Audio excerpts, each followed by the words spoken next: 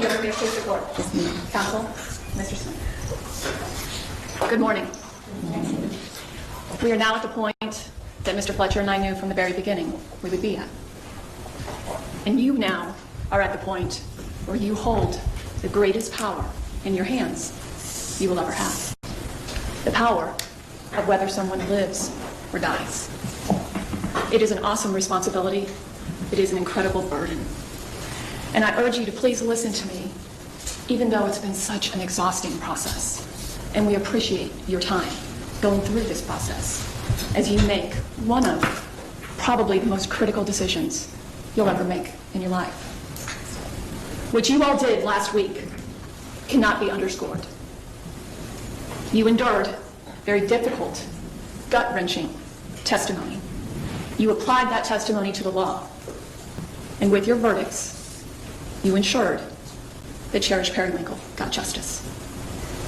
It was justice you handed out last week. Because Donald will never walk amongst us again. And you all did that. But I can't help but go back, because after the state's closing argument, and they went through those facts again, and they're tough to hear, one thing ends up coming out, and that's anger. And we all felt it. Every single person in this room, and I would suggest to you, even Donald Smith, is angered by what we heard. And it's difficult to put that out of your mind. But you can't base your verdict solely on the anger that you feel for the life lost. You must go through this process. And it's so critically important that you do so. We are not suggesting that Donald Smith should not be held accountable for his actions. You've done that already. He will never walk amongst us again. He will be institutionalized for the rest of his life. But what we need to focus on, ladies and gentlemen, is one simple question. Do we execute the mentally ill? Do we? At the close of all this case, everyone in this courtroom will walk out of this courtroom and leave this case behind. Your decision, though, will remain with each of you. Donald Smith is the only one who will not walk out of this courtroom. He will be shackled and taken out, and there will be no question that he will ever leave those shackles, no matter what the decision, and that is justice. I want to talk to you about what we talked about, what seems like so incredibly long ago, and it's somewhat hard to believe that it was only 3 weeks ago. Feels like 3 months.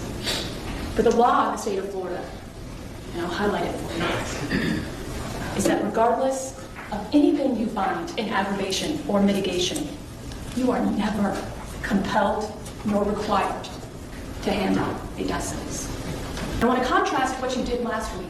Last week you were told, if you find the elements of the crime, if you A, find that Cherish Periwinkle was killed, and B, that Donald Smith caused that death, and C, that it was premeditated. Once you found all those facts, it would have been a miscarriage of justice not to find him guilty. Contrast that with what we have in this situation. Because the law ultimately is that if you find every aggravating factor, and you find not one mitigating circumstance, not even one, and you find they so greatly outweigh the mitigation presented, you still have the ultimate discretion, individually, as human beings, to make the moral decision, I don't want to impose the death penalty. And that's the law. And each one of you was chosen because you told us two things. Number one, that you would go through that process, make that individual, personal, moral decision for yourself. And number two, that you would respect the decision of each of the others. Mr. Khalil talked about deliberations. And certainly, the law contemplates you will be in one room, there is only one verdict form, and ultimately, each of you will go through it together. But the very last question you will be asked, ladies and gentlemen, even after finding the aggravating factors outweigh the mitigating circumstances. Even after unanimously finding that as a group, you then are asked, as individuals, do I personally want to impose the death penalty? And that is an individual decision for each of you. You will not be bullied for that decision. You must make it for yourself, in your own hearts, in your own soul, for that decision will be with you for the rest of your life. Now I want to talk to you about mitigation. What is mitigation? Mitigation is anything in your mind that you decide warrants that life imprisonment is an appropriate punishment. And we know that it will be life imprisonment. There's no question of that. The only time Mr. Smith will ever leave the custody of the Department of Corrections is in a pine box. The question is, will that be as a result of a call from a higher power or a call from our governor? You are entitled to respect as you go through that process and determine what is the appropriate decision for each of you individually. The law contemplates that life in prison is an appropriate punishment. We go through all of this process, and ultimately it's up to each of you individually to determine what is appropriate. And we go back to the fundamental question: do we execute the mentally ill? Because there's no question of that. So let's talk about what the mitigation is. Donald Smith once was a young boy. But even at that time when these photographs were taken, we know from the expert testimony in this case, he was brain damaged. Already, at this stage, he fundamentally had brain damage. You've seen from the expert testimony, and you've heard from these people, it's been a lot of time. And it starts with a process. Dr. Sesta does his initial assessment. And his assessment and what he's capable with his specialty is determining, is there potentially frontal lobe damage? And he goes through, he said it took him over 5 hours in which to conduct that examination. And his expert opinion was that he suffered from brain damage, from an inability, from a deficit, from a neurocognitive degenerative, meaning getting worse as things go on. As he gets older, getting worse in impulse control. His brain is not like ours. You see the photographs on the scene. This was based on the MRI. And you can see, ladies and gentlemen, where this arrow is. He's literally missing a piece of his brain. He's walking around with a missing piece of his brain. Now, please let me make something clear. This is not a case where we are attempting to claim insanity. We are not suggesting he should not be held accountable. Our job in this process has been to provide you with as much information as possible. The good, the bad, the truth. And we can't escape from the realities of what Mr. Smith's life has been. And we can't escape the fact this is a man who has walked around his entire life with brain damage. Dr. Wu actually presented to you these slides. Donald Smith also has almost triple the number of white matter hypointensities as normal. The odds of this occurring by chance are 1.7 in a million. This second white matter abnormality occurs in profound neurodevelopmental disorders with impaired social interactions and empathy, and with abnormal fixated obsessions. As you heard Dr. Wu explain, this is not something Donald Smith can control. This is not something Donald Smith ever chose. This is who he was. This is who he is. And it's degenerative, meaning it progresses and gets worse. What ends up happening as you go through this process is Mr. Smith sits vulnerable, exposed. All of his life's and I won't say accomplishments, because quite frankly, he doesn't have any, were displayed for all of you all to see. And Mr. Khalil in the statement argued there's not a single piece of mitigation in regards to that. His prior record isn't mitigation. Ladies and gentlemen, I beg to differ. For it shows a man who has struggled his entire life with an inability to be a functioning adult.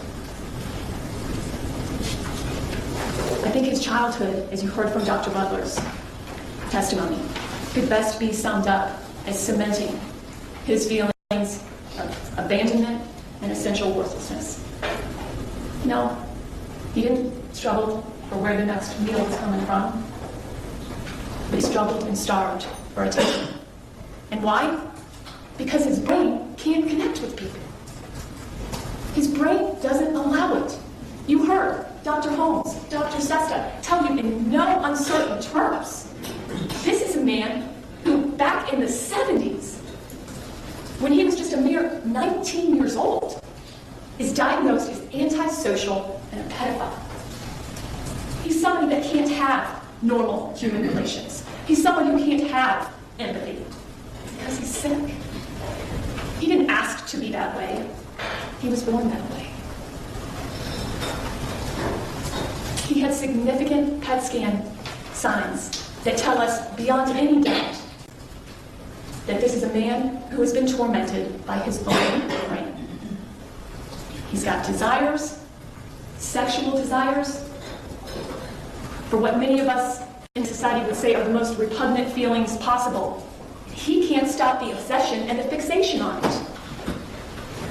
He doesn't have the brakes, meaning he can't control those impulses.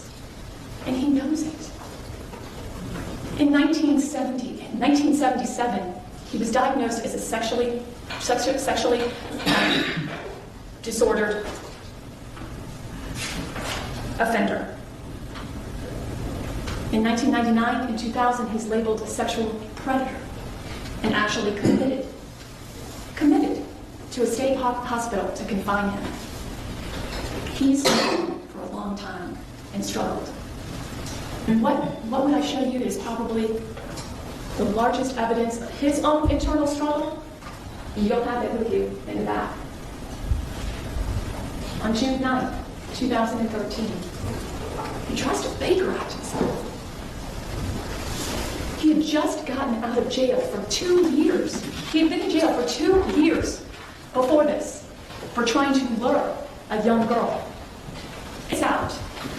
And he's already on June 9th trying to commit himself to a residential program because he knows he can't fight his urges. He's sick.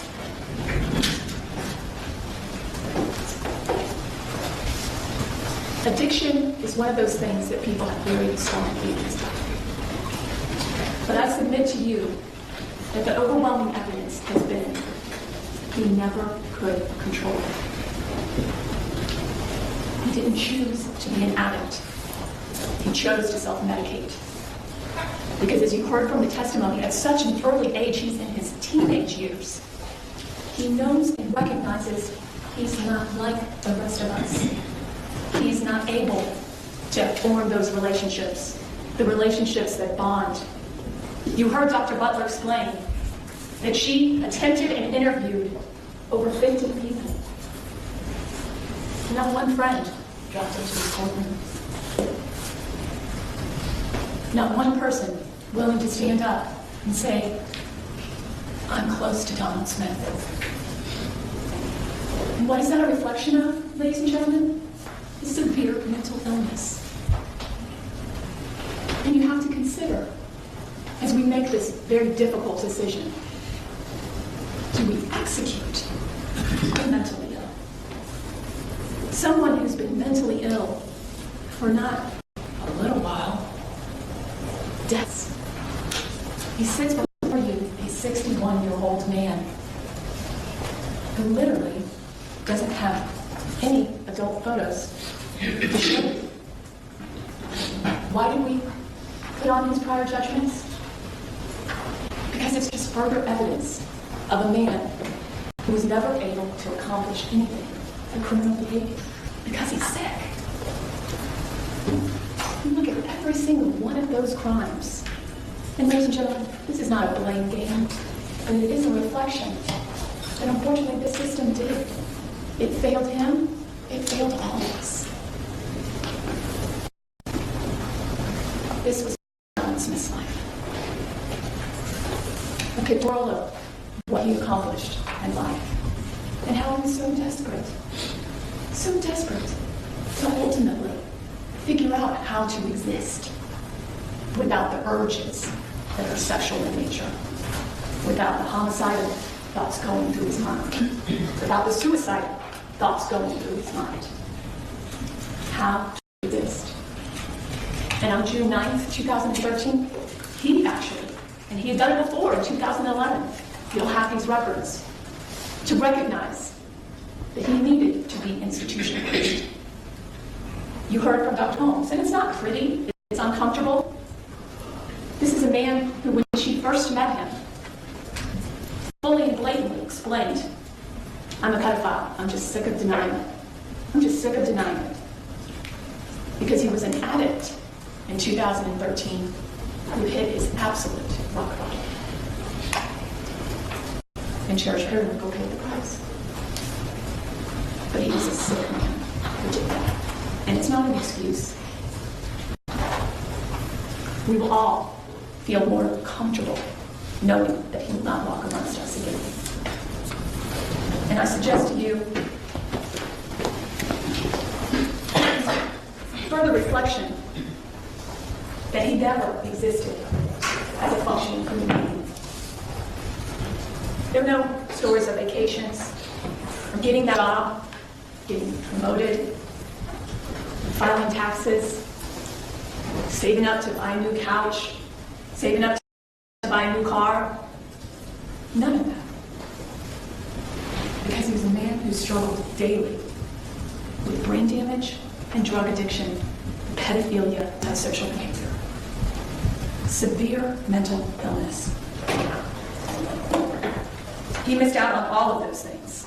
And instead of photographs of him living life, we have photographs that clearly show when he wasn't in a literal jail cell, when he wasn't confined, he was living with the torment of imprisonment of his own mind. The neurological evidence in this case is uncontroverted and tells you everything you need to know in regards to who Donald Smith is and his lives. And it doesn't change, ladies and gentlemen, the fact that Cherish Periwinkle is gone.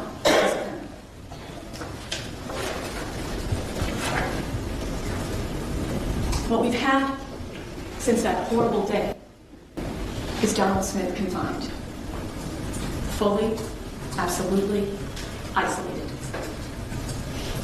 And the one thing that was so telling was his own son's testimony in regards to, now that he's confined and he's been forced into sobriety and he's been forced into confinement and isolation, I can finally start to have a relationship with him. Donald Smith, through this process, through all of these people examining him and reading reports about himself, has finally been able to confront his own demons of knowing that his brain does not work correctly, of knowing that these horrible urges that would overtake him were because of the brain damage. And that doesn't excuse them. We are in a criminal court for a reason. We are talking about punishment for a reason. But no matter what your verdict today, it doesn't bring Cherish back. And the easy thing to do is, as the state urges you, is to seek revenge.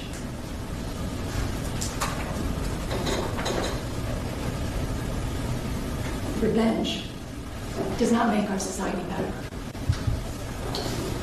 I say to you, ladies and gentlemen, would killing Donald Smith make this world a better place? Would it make our human heart softer, or will it make it harder? If the state that I live in, that we all live in, our society, is not kinder, more intelligent, more humane than the horrendous acts that Donald Smith committed, then I suggest we live in a difficult world. More and more, we have seen just in recent history the aftermath of unchecked mental illness. Just in the past week, we've had an instance of what appears to be horrible mental illness without the appropriate remedy. And the remedy for Donald Smith, as you heard from Dr. Seska, who I agree told you with no uncertain terms, confinement was the only appropriate remedy for Donald Smith. And he even tried to do it to himself. And the one thing about mental illness in regards to the state's argument, when they talk about a conscious decision, you don't turn mental illness off. You don't wake up and say, I'm not going to be struggling with these urges that overtake me every day. You do not suddenly wake up one day and say, the crack addiction that I've become so accustomed to, because I can't handle these mental thoughts within my mind, I'm just going to simply stop. The only remedy was confinement. And as Dr. Seska said, the tragedy here is he had it. As we go through this process, and as you truly weigh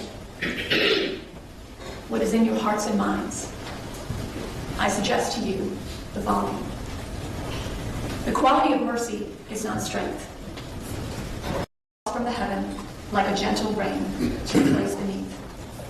It is twice blessed. It is blessed by the person who gives it, and it is blessed by the person who receives it.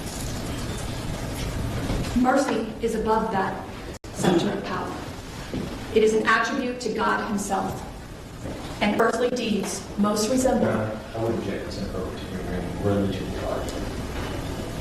Do you want to rephrase? Earthly deeds are at their best when mercy is given. Mercy is something you give, even when someone doesn't deserve it. Why is Donald Smith worthy of your mercy? Because of his inherent flaws that have been exposed to you uncontroverted. The mental illness he has struggled with his entire life. And even more awesome power than death is the power of life. And as you go through this process, and the verdict will be lengthy, and it will bring up each circumstance that was brought to your attention, and you have to consider that. But again, if you marked no to every single one of the mitigating circumstances that have been brought out to you, every single one, regardless of that individual weighing process, the law neither compels nor requires you to render a death sentence. Abraham Lincoln once said, I have always found that mercy bears roots in strict justice. I stand before you humbly to embrace the better angels of your mercy. And I urge you, vote for life imprisonment without any possibility of parole. You will never regret it.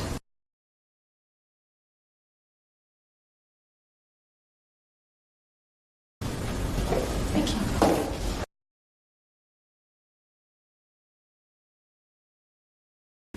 Ladies and gentlemen of the jury, it's my understanding the jury has reached a verdict. Is that correct? Yes. Do you have the verdict form? If you'd hand it to the bailiff, please. All right, I've reviewed the form to make sure it was filled out correctly. I'll read the verdict. State of Florida versus Donald James Smith, verdict as to sentence. We, the jury, find as follows as to the defendant Donald James Smith in this case. We, the jury, unanimously find that the state has proven the following aggravating factors beyond a reasonable doubt as to the defendant Donald James Smith in this case. Donald James Smith was previously convicted of a felony involving the use or threat of violence to another person. The first-degree murder was committed while Donald James Smith was engaged in the commission of a kidnapping and a sexual battery. The first-degree murder was committed for the purpose of avoiding or preventing a lawful arrest. The first-degree murder was especially heinous, atrocious, or cruel. The first-degree murder was committed in a cold, calculated, and premeditated manner without any pretense of moral or legal justification. Cherish Periwinkle was a person less than 12 years of age. Reviewing the aggravating factors that we unanimously found to be proven beyond a reasonable doubt in Section A above, we, the jury, also unanimously find that the aggravating factors are sufficient to warrant a possible sentence of death, and they have marked yes. As to mitigators, we, the jury, find that the following statutory mitigating circumstances have been established by a greater weight of the evidence as to the defendant Donald James Smith in this case. I'll read the mitigator and then the answer. The first-degree murder was committed while Donald James Smith was under the influence of extreme mental or emotional disturbance. No. The capacity of Donald James Smith to appreciate the criminality of his conduct or to conform his conduct to the requirements of law was substantially impaired. No. Donald James Smith's age at the time of the crime, yes, by a vote of 12 to nothing. Donald James Smith's biological father left before he was born. As a result, he never had a relationship with him. No. Donald James Smith's parents were forced to divorce by his maternal grandparents, who openly disapproved of his biological father. No. Donald James Smith's mother was 17 years old when she gave birth to him. No. Donald James Smith was born premature with a low birth weight. No. Donald James Smith's mother wanted to give him up for adoption. No. Mental illness runs in Donald James Smith's mother's side of the family and in his biological father's family. No. Addiction runs in Donald James Smith's mother's side of the family and in his biological father's family. No. Emotional instability leading to physical violence is present on Donald James Smith's father's side of the family. No. Donald James Smith's paternal uncle shot his grandfather to death. No. Donald James Smith's mother spent very little time with him as a baby, instead focusing all of her attention on finding a man who could provide her with the lifestyle her parents felt she deserved. No. Donald James Smith moved out of his grandparents' home when his mother married Clifton Smith, the man who formerly adopted him, which was extremely traumatic. No. Cliff was verbally and emotionally abusive to Donald James Smith. He also locked Donald James Smith outside as punishment. No. Cliff was physically abusive to Donald James Smith. No. Donald James Smith was traumatized by his stepfather's treatment. He became clingy, stopped eating, and wet the bed long past the age of typical potty training. No. Cliff was paranoid and obsessed with violence. Donald James Smith was terrified of what he witnessed. No. Cliff's job in the insurance business forced him to move regularly. As a result, Donald James Smith was repeatedly uprooted from his home, adding to the instability of his living environment. No. Because of the frequent moves, Donald James Smith was frequently bullied. This caused him to feel alienated, detached, despondent, and angry. Donald James Smith resorted to paying other kids to play with their toys. No. Donald James Smith was sexually molested at the age of 8 by 2 neighborhood teenagers. No. The teenagers coerced Donald James Smith into watching them violently sexually molest several girls. He found the experience confusing and frightening. No. Donald James Smith did not reveal the sexual abuse to his mother. No. Donald James Smith's mother suspected that her sister's husband, Bob, molested her son. However, she did not confront them. No. Donald James Smith never received treatment for the sexual abuse he endured. No. Cliff was sexually inappropriate with Donald James Smith. He touched Donald James Smith on his buttocks. He called Donald James Smith sexually explicit names. No. When his mother divorced Cliff after 7 years of marriage, this was yet another change that brought instability into Donald James Smith's life. No. Donald James Smith's second stepfather, Dr. Marlon Moore, was a cold, self-centered, and aloof man who insisted that his wife and stepson called him Dr. Moore. No. Dr. Moore was verbally and physically abusive to Donald James Smith. He made it known that he didn't have time for children. No. As a teenager, Donald James Smith began self-medicating with pills from Dr. Moore's home office. He was never confronted with the drug use. No. Donald James Smith's drug abuse escalated to regularly using marijuana, LSD, PCP, MDA, mescaline, peyote, quaaludes, and cocaine? No. Donald James Smith dropped out of school in the 10th grade.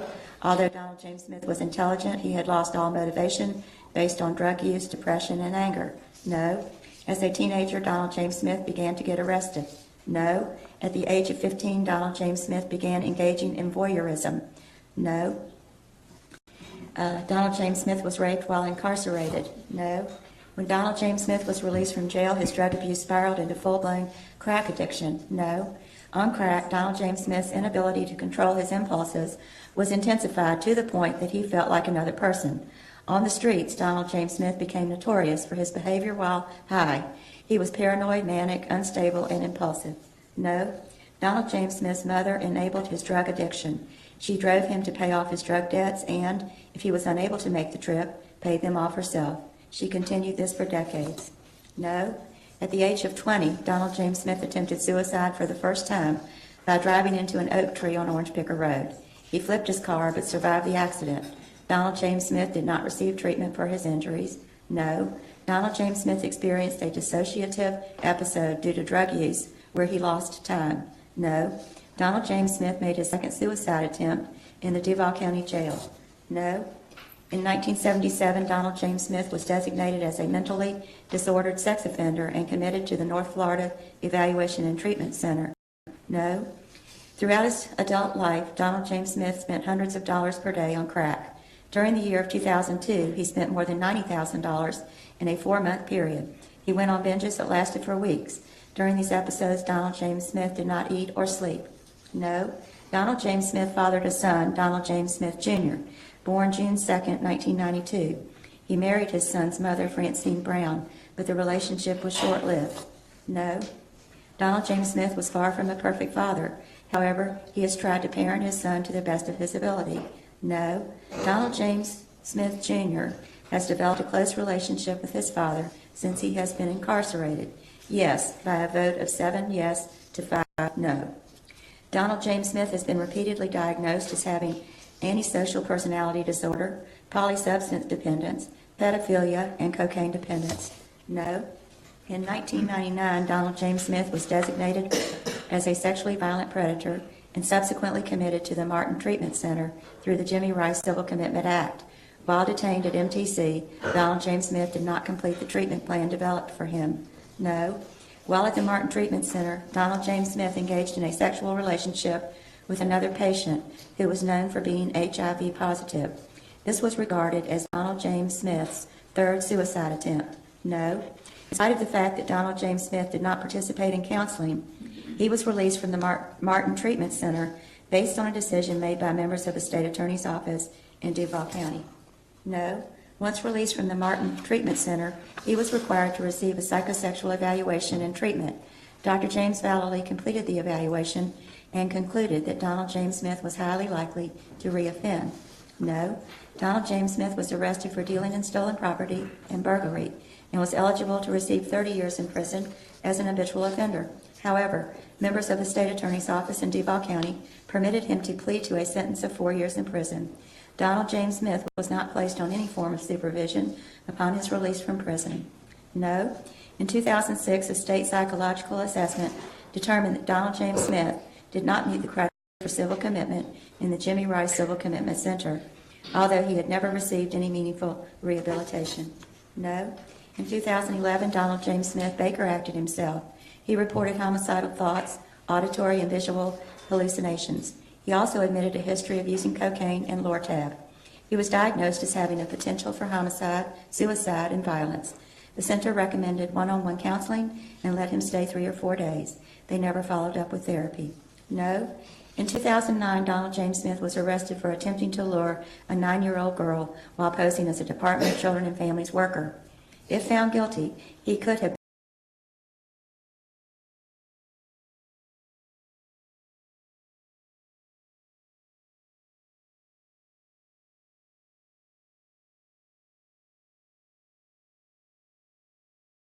been sentenced to 10 years in the Department of Corrections, but members of the State Attorney's Office in Duval County agreed to a plea agreement allowing a county jail sentence, which bypassed further screening into the Jimmy Rice Civil Commitment Center? No. On June 1st,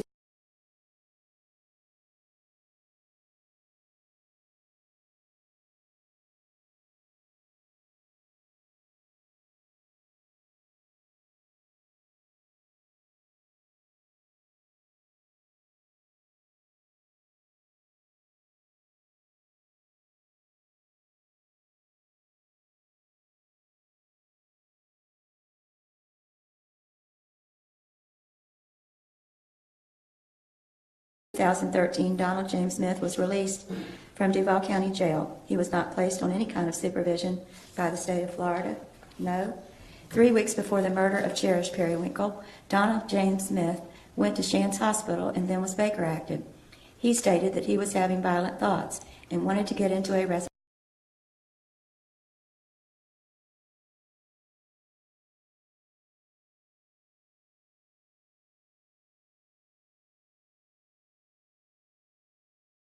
program. The center gave him a new brochure and told him to study and practice. They allowed him to stay approximately 24 hours. No. Neuropsychological testing has indicated that Donald James Smith's brain functioning is abnormal. He has deficits in executive functioning and poor impulse control. No. Donald James Smith's neuropsychological disorders are exacerbated by substance abuse and addiction. No. Medical testing, specifically PET, MRI, and DTI scans, have revealed that Donald James Smith's brain functioning is abnormal. No. Donald James Smith's brain abnormalities are consistent with someone who has suffered brain damage. No. Donald James Smith has suffered from significant mental illness for most of his life. No. Donald James Smith's mental illness is not something he has chosen. No. Donald James Smith did not choose his family. No. Donald James Smith did not choose the way his family treated him. No. Donald James Smith did not choose to be sexually molested. No. Donald James Smith's childhood experiences shaped the person he became as an adult. No. At the time of the offenses, Donald James Smith was 56 years old. He is now 61 years old. No. Donald James Smith has been diagnosed with chronic obstructive pulmonary disease, COPD, heart disease, hepatitis B, and hepatitis C. No. Donald James Smith has been a strong support system for his mother, who is receiving treatment for breast cancer. No. Donald James Smith has not been a threat to correctional officers or other inmates in the Duval County Jail and the Department of Corrections. No. We, the jury, unanimously find that the aggravating factors that were proven beyond a reasonable doubt in Section A above outweigh the mitigating circumstances established in Section C above. Yes. Having unanimously found that at least one aggravating factor has been established beyond a reasonable doubt in Section A above, that the aggravating factors are sufficient to warrant a sentence of death in Section B above, and that the aggravating factors outweigh the mitigating circumstances in Section D above, we, the jury, unanimously find that the defendant, Donald James Smith, should be sentenced to death. Yes. And so say we all, this 22nd day of February, 2018, and signed and dated by the foreperson. Members of the jury, we're going to ask each of you individually about the verdict that you have just heard. The question pertains to whether the verdict as read by the court was correctly stated. Madam Clerk, would you poll the jury? Do you, juror number 7, agree that each of the findings in the verdict form is yours? Yes. Do you, juror number 13, agree that each of the findings in the verdict form is yours? Yes. Do you, juror number 15, agree that each of the findings in the verdict form is yours? Yes. Do you, juror number 17, agree that each of the findings in the verdict form is yours? Yes. Do you, juror number 18, agree that each of the findings in the verdict form is yours? Yes. Do you, juror number 24, agree that each of the findings in the verdict form is yours? Yes. Do you, juror number 29, agree that each of the findings in the verdict form is yours? Yes. Do you, juror number 33, agree that each of the findings in the verdict form is yours? Yes. Do you, juror number 34, agree that each of the findings in the verdict form is yours? Yes. Do you, juror number 46, agree that each of the findings in the verdict form is yours? Yes. Do you, juror number 62, agree that each of the findings in the verdict form is yours? Yes. Do you, juror number 63, agree that each of the findings in the verdict form is yours? Yes. Thank you, Madam Clerk. Ladies and gentlemen of the jury, you have completed your jury service. It's been a long 3 weeks. On behalf of everyone involved in this case, I would like to thank you for your patience and all the time you have devoted to us. With that, in a moment, you will be free to go. You do not have any obligation to speak to anyone about this case. If anyone talks to you about the case and you don't want to speak about the case, you do not have to speak about the case. If you wish to speak about the case, then that's up to you. You are now an ordinary citizen again, and you can go about your life in an ordinary manner. I don't think anybody tomorrow will ask you if you followed my instructions. I think you'll have to hear that again. Let me just see one more thing, just a second. I'll put this in more legal terms than what I just said. I wish to thank you for your time and consideration of this case. I also wish to advise you of some very special privileges enjoyed by jurors. No juror can ever be required to talk about the discussions that occurred in the jury room except by court order. For many centuries, our society has relied upon juries for consideration of difficult cases. We have recognized for hundreds of years that a jury's deliberations, discussions, and votes should remain their private affair as long as they wish it. Therefore, the law gives you a unique privilege not to speak about the jury's work. Although you are at liberty to speak with anyone about your deliberations, you are also at liberty to refuse to speak to anyone.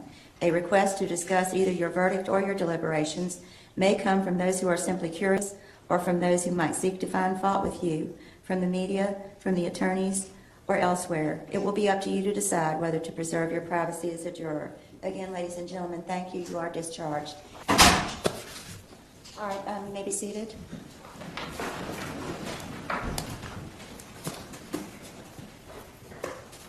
Any legal exceptions or objections? No. Okay. So next we need to schedule a Spencer hearing, is that correct? Yeah. When would y'all like to schedule that? How far out? All right, March 28th at 9 o'clock in courtroom 406 for a Spencer hearing, and I'll have to check to make sure the courtroom's available, et cetera. And I'll send y'all an email and make sure you know, all of you, the court reporter, everybody, that that's okay. But for now, March 28th at 9 for a Spencer hearing in this courtroom. And with that, I believe we're in recess. Yes. Thank you. Division CRT in for Duval County, Florida, is now in session. I'm Judge Mallory Cooper presiding. You may be seated.